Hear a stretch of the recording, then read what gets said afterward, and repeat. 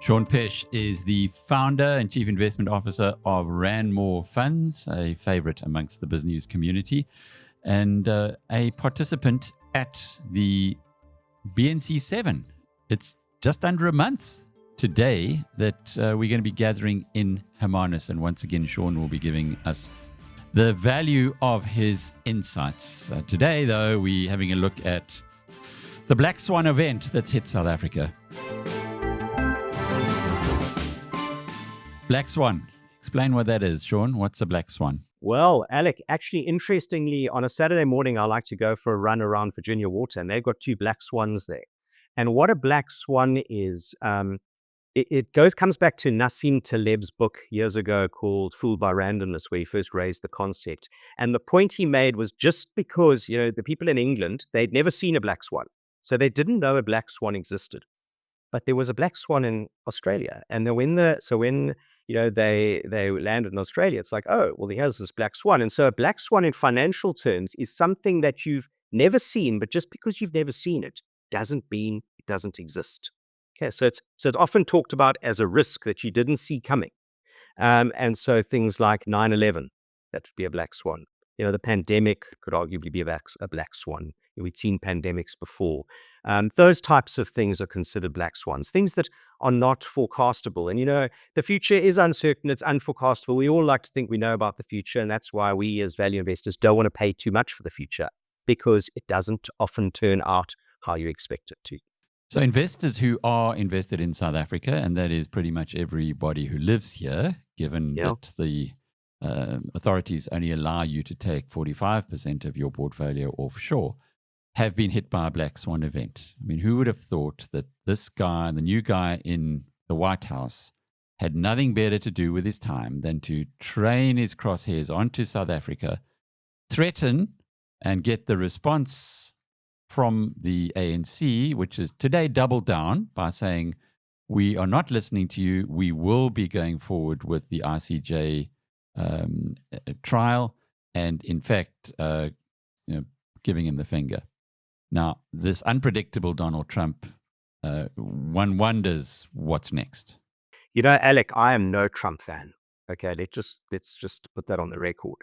But I understand that half the world or half America voted for him, and and I've got my views about that. But this could be quite interesting, and I'm not a political analyst either, and maybe this is something for the esteemed political analysts on your program to think about. But in a discussion with a fellow South African the other day, he raised an interesting point. He said, don't you think there are lots of similarities between Trump and Zuma? And so I started thinking, I said, what do you mean? And we sort of then started kicking some ideas around. If you think about it, they're both populists. They're both deeply divisive. They're both convicted criminals. They're both womanizers. They both disbanded anti-corruption units early in their reign. And they both live in a compound. Okay, Mar-a-Lago and Kandla. And so if you think that Trump will be good for the USA, perhaps think about how bad Zuma was for South Africa. That's what I think. And if you see how he's turned against some of his closest allies, the Canadians and the Mexican, and ripped up an agreement that he himself negotiated, I think it's just deplorable behavior. And so I'm no fan, and I think he's unpredictable. And I think that's going to be damaging. And if unpredictability, that comes through in markets, you got uncertainty. Well, you pay a lower price for uncertainty. Okay. So these Trump tariffs, it's like it's an autocracy. What's going on there? It's like, executive order this, executive order that. I am not a fan, and I think it's a good time to actually look elsewhere in the US. And I think the markets are actually looking elsewhere, Alec, because if you look year to date, the S&P 500 is up 3%. Okay, the Nasdaq's only up 1.7%. Do you know that Brazil's up 13% in dollars? Europe's up 10%. DAX is up 11%. Hang Seng's up 8%. India's down 4%. So that's just over the last year and that's with the Trump bump, the get rid of regulation, we're going to rip up and save costs and all the rest. That's what international market participants think of it. And I think it's something, this is at a time when most investors, if you look at the asset allocation of their funds, the asset allocation of their individual portfolios, The MSCI World's got 74%, 74% in US equities, where we've got 15. So, and we've got lots of money in some of those places. So, but it's always interesting. European banks up 39% over the last year. The Nasdaq's up 23. Who would have thought European banks are beating the Nasdaq? Well, we've spoken about European banks on many occasions. In fact, I know we've spoken about ABN AMRO, which is up 7% down results. Year to date, Barber's up 33, Nvidia's flat, Tesla's down 19.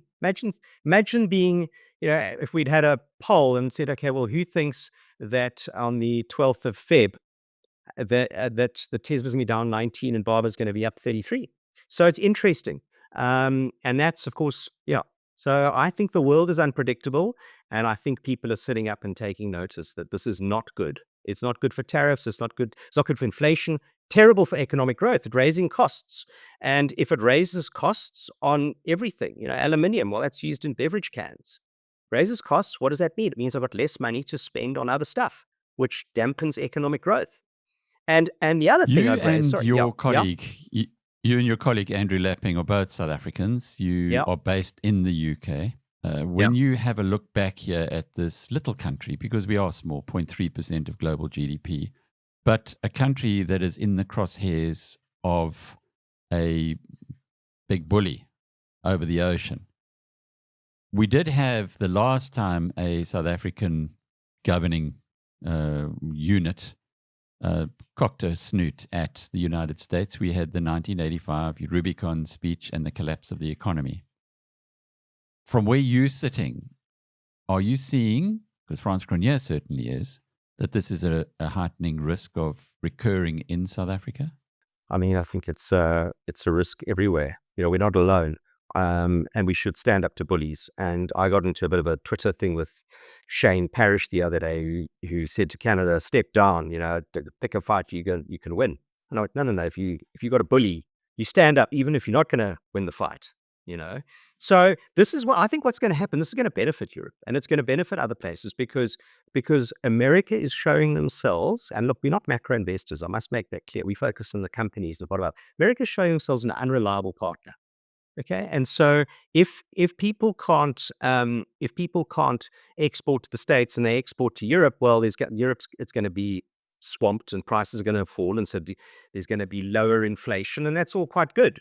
So, but I think the rest of the world's going to go, well, you know what, we need to go, and even Canada, we're going to go and find some more reliable partners, and that's what they're doing. And I mean, I don't know if you've seen some of the adverts from some of the Canadian companies. They want to buy Canadian.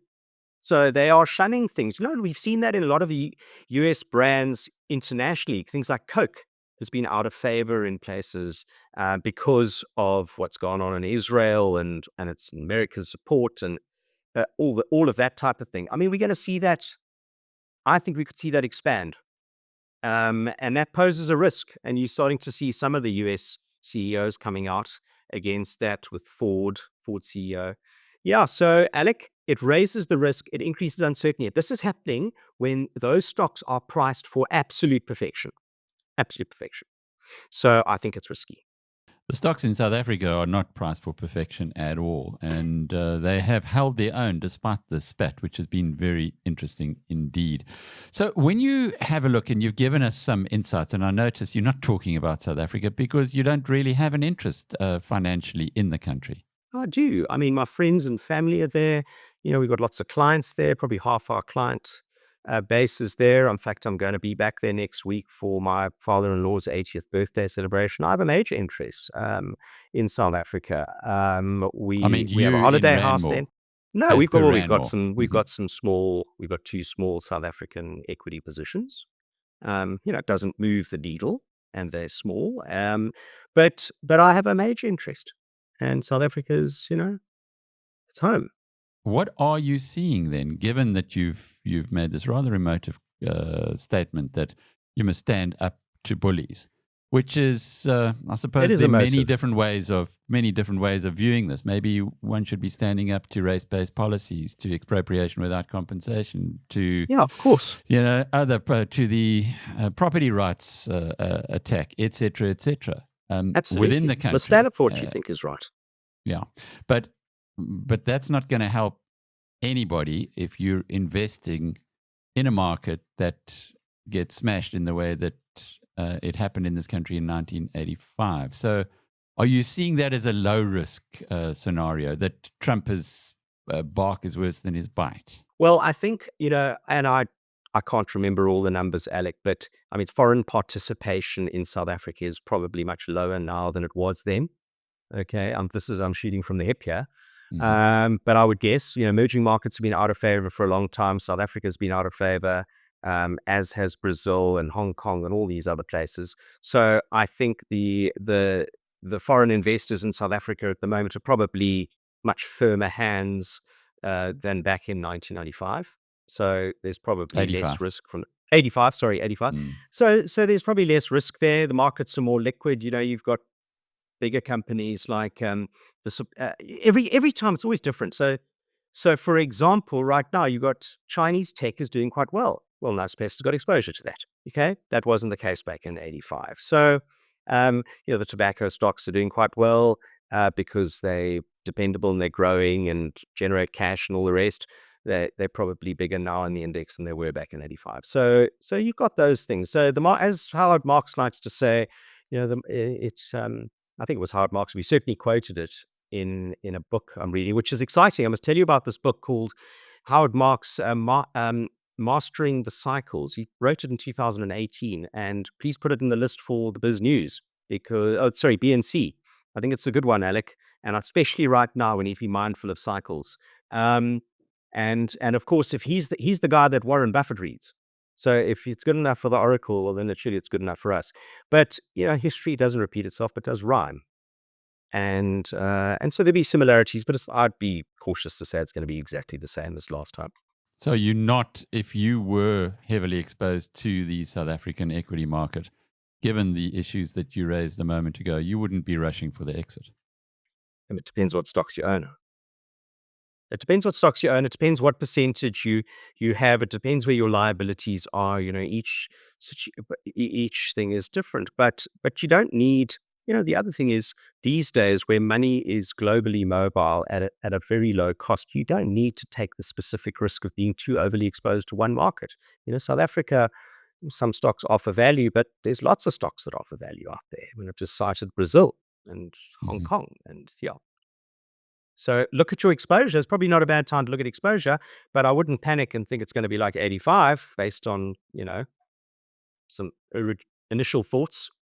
From your lips to God's ears, because the concerns about that are growing all the time. I thoroughly enjoyed your recent or your latest fund report, where you pointed to some interesting truths about the way that smaller companies would be less vulnerable to the Trump view of the world, or the way he's trying to change the world with tariffs, etc. Maybe you can unpack those for us.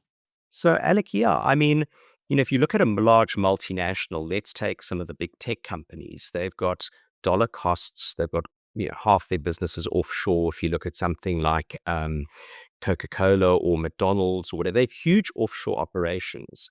And those would be exposed to cross-border flows, foreign currency, all of that type of thing. Whereas, and obviously it's not, I said generally in that article, and if anybody doesn't get our fact sheets, they're welcome to sign up on our website. But you have got lots of businesses that are more domestic based. Okay. And so something like, let's just, something like Kroger that we have in the portfolio, which is a supermarket chain, it's got US stores. And yes, there'll be some imports, but it's not to the same extent as Walmart or Amazon importing most of their stuff from China. And interestingly, Amazon actually in their annual report said that not only do they import stuff from China, but a lot of the Chinese sellers are on their marketplace and those guys advertise with Amazon. So if tariffs occur, well, those guys are going to make less money. There'll be less money to spend on advertising, et cetera, et cetera. There'll be less money for the UPSs and the FedExs of the world and all these mom and pop delivery businesses. And so my point I wanted to make was actually that, and varies from company to company, but generally speaking, the smaller the business, the more domestically oriented they'll be, the less exposed they are to all this. Is there a tariff? Isn't there a tariff? Okay, and what's interesting is small and mid cap companies have been completely ignored. I mean, I've just been doing a study here recently, and it's for an article I'm writing, that if you looked at the small and mid cap MSCI small and mid cap index, all right, in 2009.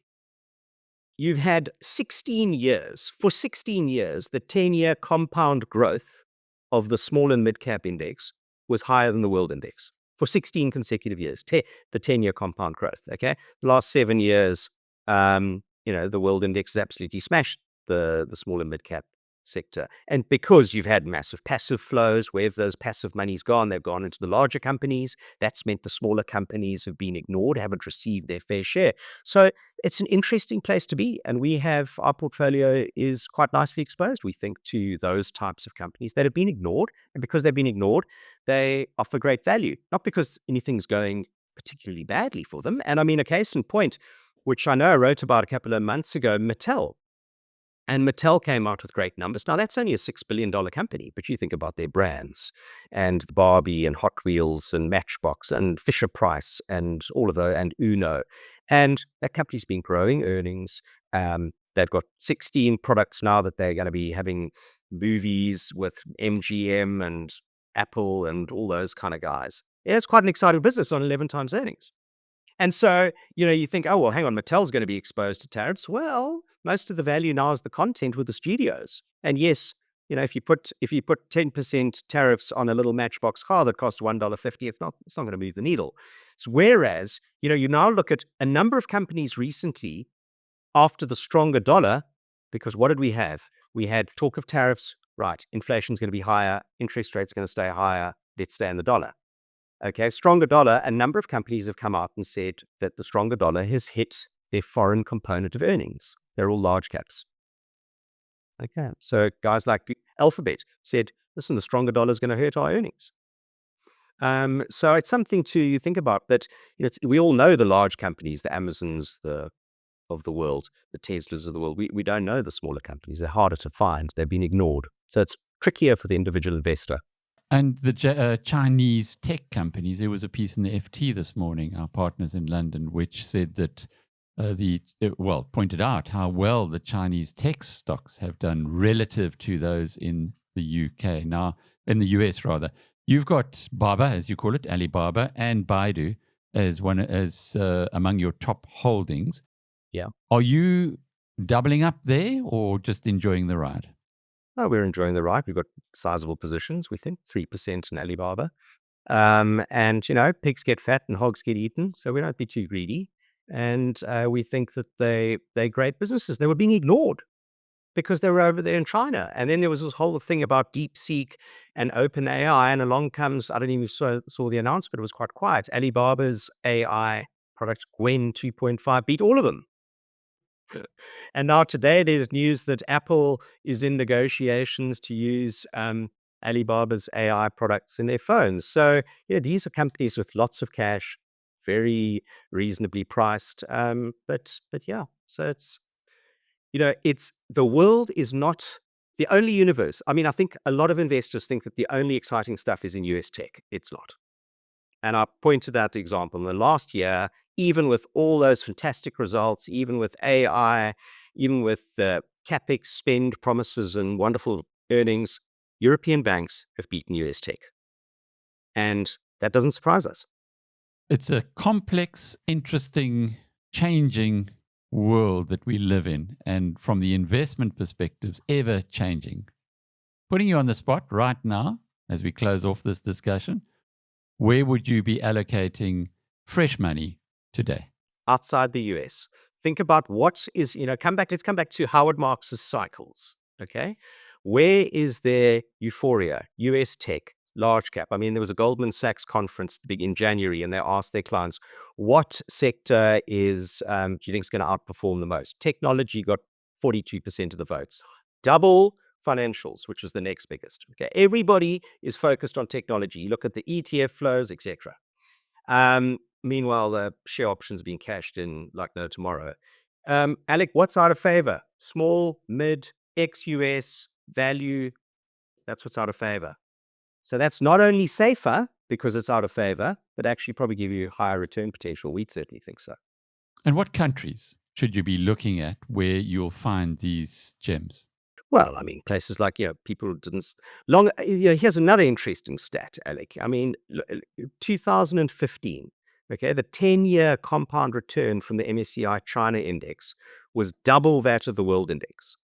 Okay, 2015, 10-year return. You had 10% versus 5. Everybody said China is the place. We all know that. They've got the best infrastructure. They've got a smart population. You're hardworking. You're highly educated. It's a no-brainer, guys. You must invest in China. Roll forward to last year, the 10-year rolling numbers, 10% per annum in the world index, 2% over the last 10 years in China.